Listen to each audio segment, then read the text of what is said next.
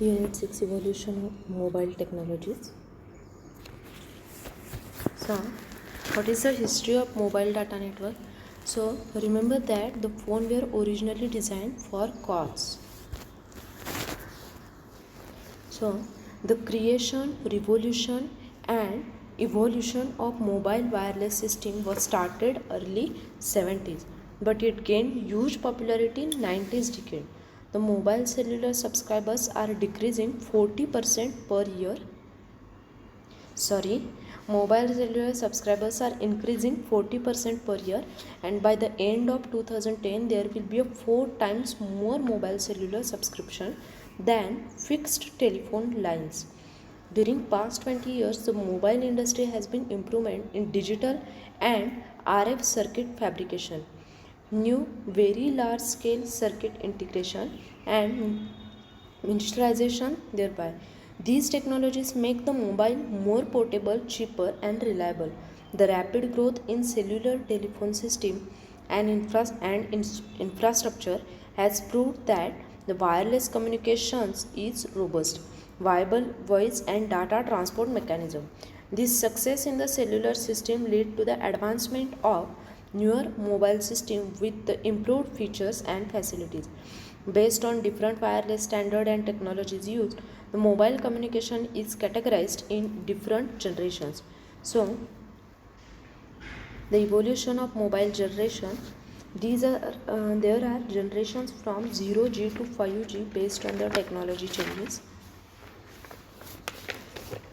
So in 1970s there was a zero generation. The first public mobile service was made available after World War II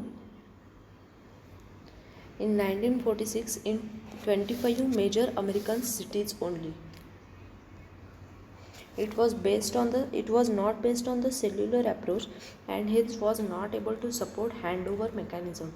They are usually referred as a radio telephone. The system included in 0G are, that is the name of technology is PTT, that is push to talk. Its implementation its implementation year is 1946. Features of this PTT is FM is used, RF bandwidth 120 kilohertz, half duplex mode, and large RF bandwidth was used. This is a disadvantage. Then the next name of technology is MTS, that is mobile telephone service. It is in 1950. Here number of channels were doubled, keeping the same spectrum by FCC as compared to PTT. And the bandwidth was reduced to almost 30K for voice transmission. Here the spectrum efficiency was an issue. This is disadvantage. Then improved mobile telephone service. It was implemented in mid of 1960s. Its features are automatic channel trunking, full duplex, and auto dial facility. And the disadvantage is spectrally inefficient. So next first generation, that is 1G, is in between 1980 to 1990. So the first generation mobile can be thought of as the basis of today's mobile system, as a cellular approach was first developed in this era during 1950s and 1960s. The cellular approach increased the spectrum usage effectively as compared to 0G. The basic idea of this radio telephony was based on the frequency reuse scheme, which is used in television station or radio station by telecommunications communities. The first generation phone were analog cell phones and were able to give the speed up to 2.4 kbps.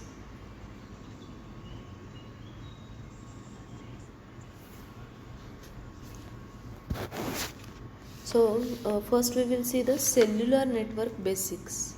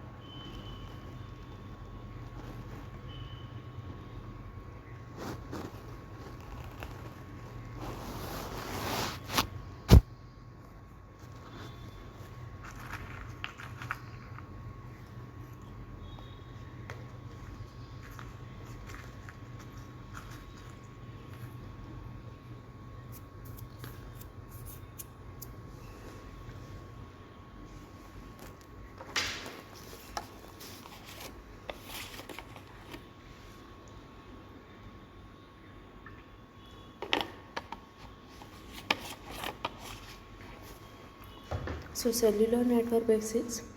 There are many types of the cellular services. Before delving into the details, focus on the basics. So the cellular network or telephony is a radio based technology. Radio waves are electromagnetic waves that antenna propagate. The most signals are in the 850 megahertz, 900 megahertz, 1800 megahertz and 1900 megahertz frequency bands.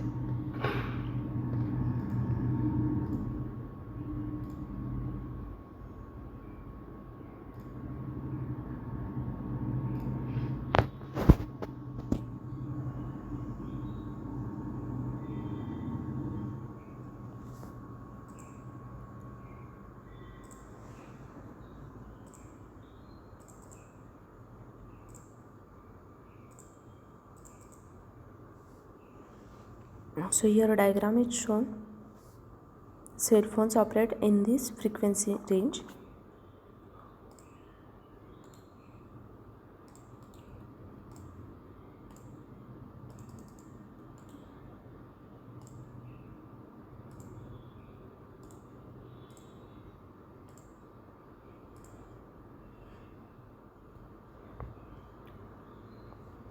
Now the cellular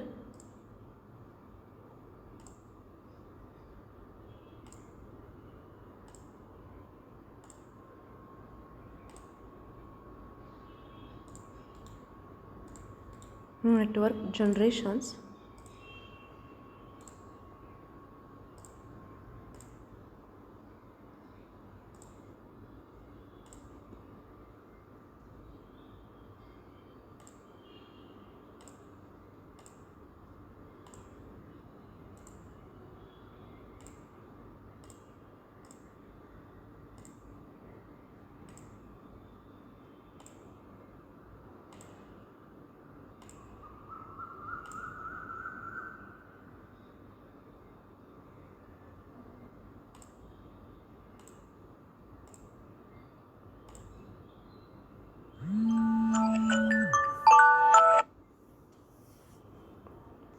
So it is useful to think of cellular network or telephony in terms of generations: 0G, 1G, 2G, 3G and 4G LTE. So we have already seen 0G and 1G. Now 1G is analog cellular telephony, 2G is digital, 3G is high-speed digital cellular telephony, and 4G is IP based anytime, anywhere voice, data and multimedia telephony at faster data rate than 3G. So this diagram shows the evolution of cellular network. 1G, 2G is GSM TDMA, 3G, 2.5 is H TDMA, 3G and 4G.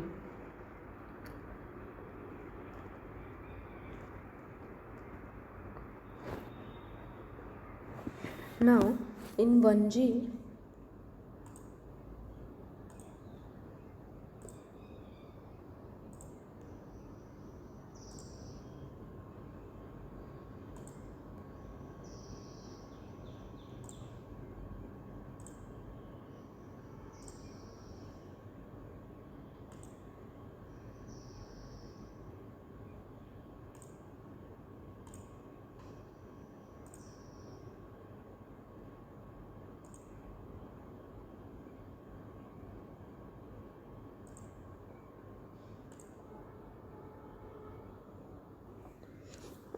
advantages of 1G is that here channel bandwidth is 30K, modulation used in 1G is FM, and the multiple access scheme used for FDMA. There are some disadvantages of 1G, that is it has low capacity, unreliable handoff, poor voice quality, no security as the voice calls were played back in radio towers so that they were more susceptible to noise, no encryption and limited capacity. Now 2G generation, that is second generation in 1990, it was in 1990. Now the second generation standards are digital modulation technique and TDMA or CDMA is employed. Based on multiple access technology used, second generation standards are categorized. So second generation standards are first of their kind in application of digital modulation and digital signal processing in mobile handset and base station. So major advantage of this generation is efficient frequency spectrum utilization, and it offers at least 3 times increase in the spectrum efficiency as compared to the first generation technology. Now TDMA based standards are GSM, that is Global System for Mobile, IS 136, that is Inter Standard 136, PDC means Pacific Digital Cellular. So these are TDMA based, and CDMA based standard is IS 95, that is Interim Standard 95. Advantages of 2G is that first advantage is 2G offer better security than 1G. Here digital technology, static and background noise was not a problem. Next advantage is better voice quality and SMS facility. Next, reliable handover mechanism, encryption is supported, so better security in the system, and the digital signals consume less battery power. The disadvantages of 2Gs are powerful digital signals are required to make the mobile work. That is, if weak digital signal is present, then it will not be sufficient to reach the cell site, so limited network coverage. Video data etc. is not supported. As it makes the use of circuit switching techniques are employed, there is a limited internet browsing.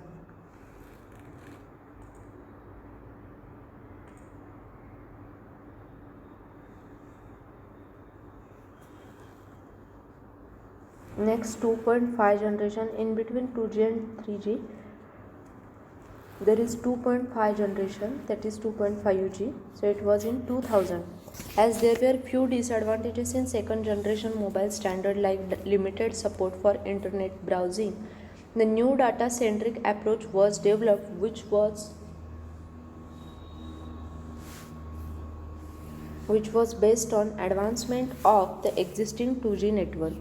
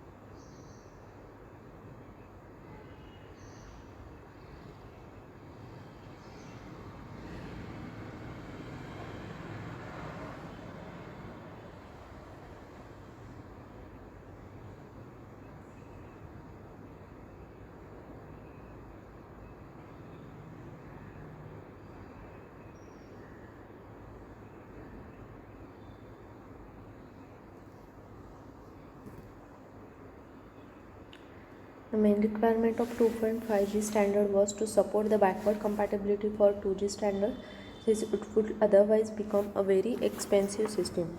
There are 3 evolutions present for GSM and 1 for CDMA. So 2.5G standards for GSM are HSCSD, that is high speed circuit switch data, also GPRS, that is general packet radio service, and EDGE, that is enhanced data rate for GSM evolution. And for CDMA, is 95B for CDMA. Now the advantages of 2.5G is advantages of 2.5G are high data speed, support packet data network communication,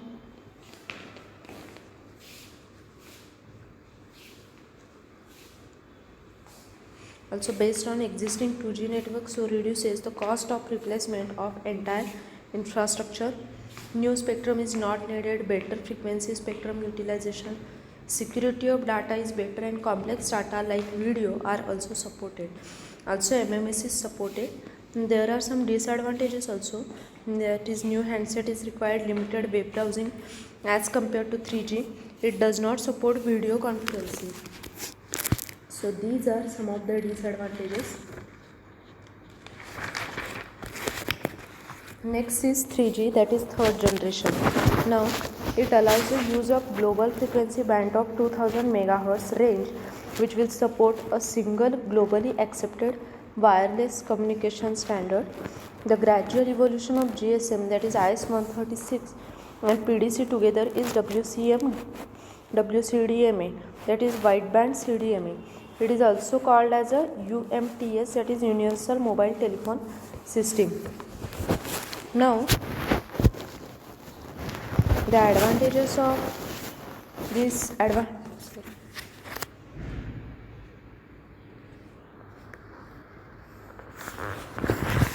The advantages of this 3G system is higher data rate as compared to second generation and 2.5G mobile network.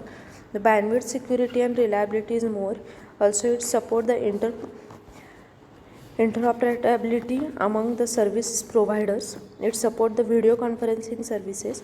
Also provides a backward compatibility to GSM and CDMA network. Overcrowding of the channel is reduced by the change in the radio spectrum. Disadvantage is that cost of upgrading infrastructure is quite high, which makes the system expensive. Here new handsets are needed. Also the power consumption is high, so the large power rating batteries are needed. Now then so this is all about 1G, 2G, 2.5G and 3G. Now cellular network, we have seen the cellular network generations. Now cellular network means what? Here the base station transmit to and receive from mobile at the assigned spectrum.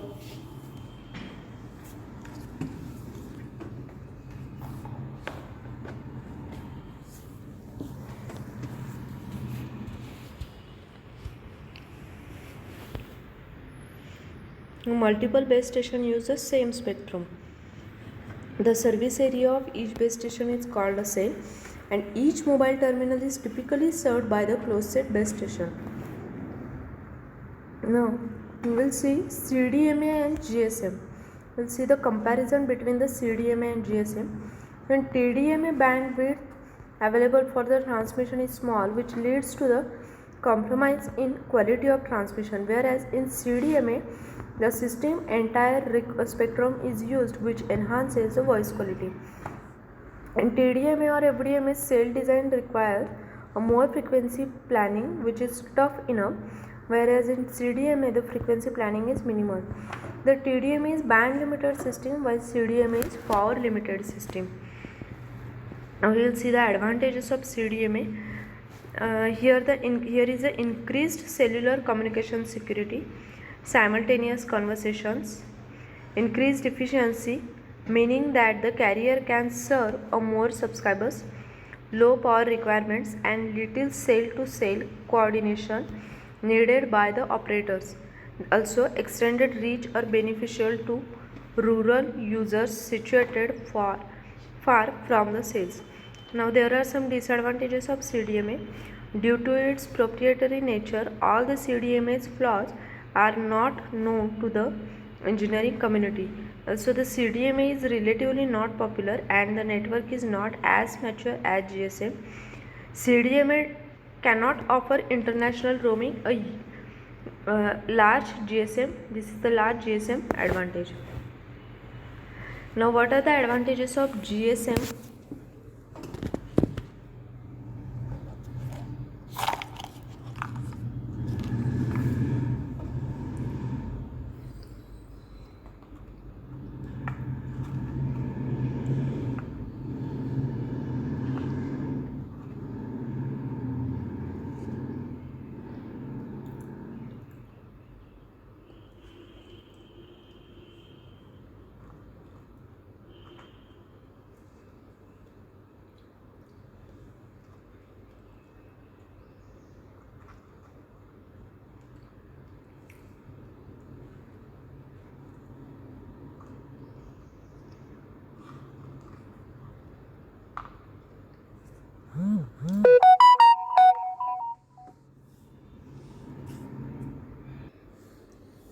The advantages of GSM: the less signal, mm, the less less signal deterioration inside building. Talk time is generally higher in GSM phone due to the pulse nature of transmission. Also, the availability of the SIM allows user to switch the network and handsets at will aside from a subsidy lock. The GSM covers virtually all parts of the world, so international roaming is not a problem. Also, the GSM is already used worldwide with over 450 million subscribers. The much bigger number of subscribers globally creates a better network effect for GSM handset makers, carriers, and end users. There are some disadvantages of GSM also. Released and missed calls, conferring to cellular net newcast, call superiority difficulties with dropped calls and missed calls are shared difficulties with GSM expertise. Also, safety issues: it had a great safety flaw established by a hacker who was capable to interrupt the telephone calls from an amount of GSM based cellular headphones. The GSM Association is an international organization founded in 1987 dedicated to providing, developing, and overseeing the worldwide wireless standard of GSM. CDMA, a proprietary standard designed by Qualcomm in US, it has been the dominant network standard for North America and parts of the Asia.